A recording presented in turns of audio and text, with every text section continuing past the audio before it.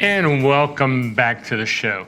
You know, it's an exciting time for Bitcoin. We're getting ready to hit the Bitcoin halving next April. Don't know the exact date, but that's getting ready to happen. And traditionally, over the past, Bitcoin has seen a rise going up to the halving, and then sometime after the halving, a super rise. And I think we've already seen the rise that's starting to happen before the halving. Over the last few weeks, we've gone from, 27 to 35,000 approximately. So that's a really nice rise, up 100% for 2023 on Bitcoin. But I'm not here to sell you Bitcoin. I want to make sure you know that going into it. The whole purpose of this show is to educate you about Bitcoin.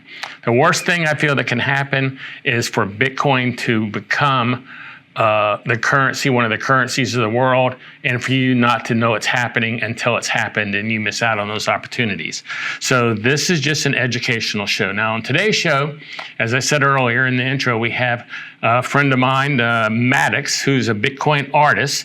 So let's bring Madex on and find out what's happening in Madex world. Madex, welcome to the show. How are you doing today?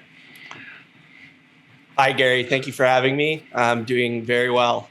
Well, excellent. We met, I guess, in person in 2022 at BitBlock Boom in Austin, and that was a very good experience. That was a very good show, by the way. That was one of our biggest shows, but it was very nice to meet you there. We've talked online. This is only the second time, I guess, we've talked face to face, but I love what you're doing. I really love your art. We're going to go over all of that. But before we do, how about give people a quick short bio? Who is Madex and what do you do? Well, I'm an artist. I'm a creator and designer. I've been doing that my whole life. In 2013, I discovered Bitcoin and then had a long and winding journey to Bitcoin maximalism. In 2019, I was involved with the creation of Bull Bitcoin, which is a merger of two Canadian companies.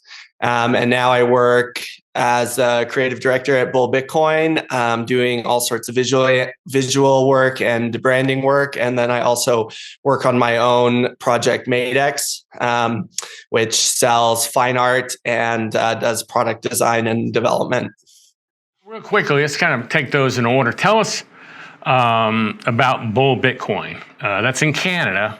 Now that you've mentioned that, people are going to be going, what in that world was he talking about, Bull Bitcoin? So tell us what is Bull Bitcoin real quick. Well, quite simply, Bull Bitcoin is just the greatest Bitcoin service provider in the world. We are a platform that allows Canadians to exist without a bank account in Canada and operate their life entirely existing on Bitcoin.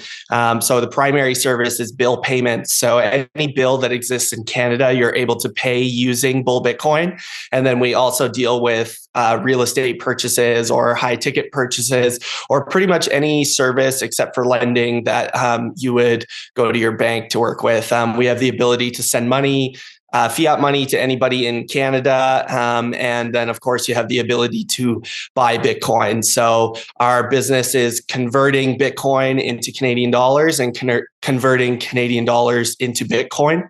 And we've just recently expanded to Costa Rica. We're operating there. We have some more international expansion plans, and we're in the process of building our wallet app, which will be a seamless integration with our buying and selling and bills payment platform.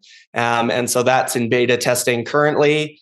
And we are just, as a company, trying to set the standard for ethical Bitcoin practice. And we are 100% Bitcoin only. And, we all have skin in the game. We're a company made of Bitcoiners and built for Bitcoiners. So all of our products are very, very well thought out for anyone who's operating in the Bitcoin world. The key difference between us and a lot of others internationally that are conducting Bitcoin business is that we are non-custodial. So anyone operating with us has to have control of their own Bitcoin wallet, and that is the only way we operate. And we believe that is the only ethical way to operate within Bitcoin, is to promote self-custody and ensure that people understand, that their words are their Bitcoins and that we don't have anything to do with that. We're just simply a service to make interacting with the fiat world easier. So if I lived in Canada and I had to pay my water bill, I would just go to the site, send in the Bitcoin equivalent, I guess, for the water bill. I'm just guessing here, and you can tell me if I'm right or not. And then I'd say, we're paying the water bill with this, and then y'all would convert it to fiat, send the fiat to pay for the water bill. I mean, is that kind of how it goes? Yes. Yeah, that's exactly how it goes. So you can search for your payee, whatever it is, whether it's a phone bill, a tax bill, a water bill, and then you send us the Bitcoin, and we'll ensure that the bill is paid.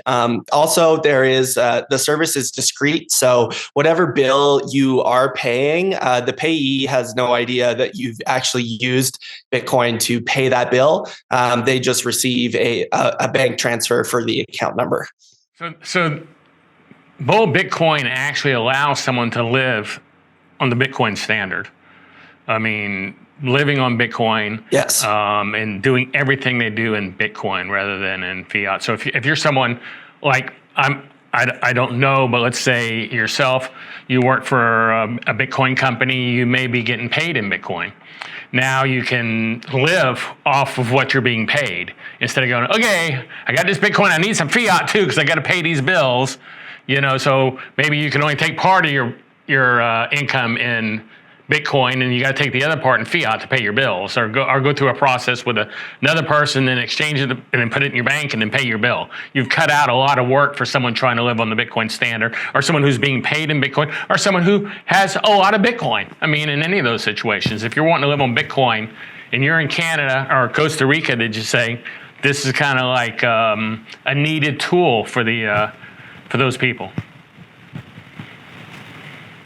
Yeah, exactly. I mean, we don't have a card. So you do need to have if you want to be entirely bankless, you do need to have a credit card provider, but you don't actually need to have a bank account. And that's just for ease of making kind of everyday purchases. So what you can do is get a credit card with one of these companies, sort of. One is called Crotum, and you can then use your credit card and then pay off the bill using the bills platform within Bull Bitcoin.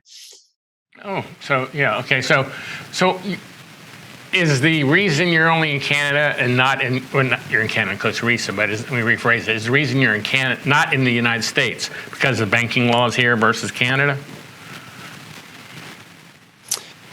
Yeah, it's because, the United States is different in a lot of ways, but I mean, the first reason is that the founders were all from Canada, and Canada is actually has a lot of Bitcoiners. It's a very Bitcoin rich country, and so there is quite a demand for services.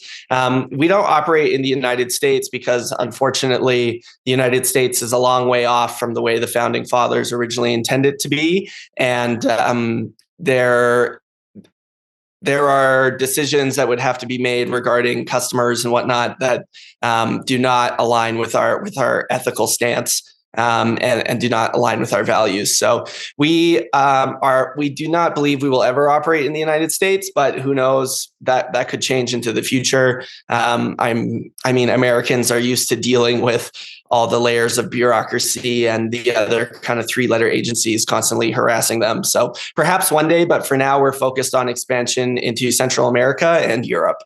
I find that being used to relying on the layers of bureaucracy has actually given people a false sense of security, and that they don't even think they can operate by themselves without these layers, banking layers, government regulations. They don't believe that they can do this themselves. So many people are hesitant to move over to Bitcoin because they just don't see how that can be done without someone taking care of them and babysit them. We've been kind of trained to be dependent on other people to do things that people used to do for themselves and should be doing for themselves. Now we want someone to do them for us.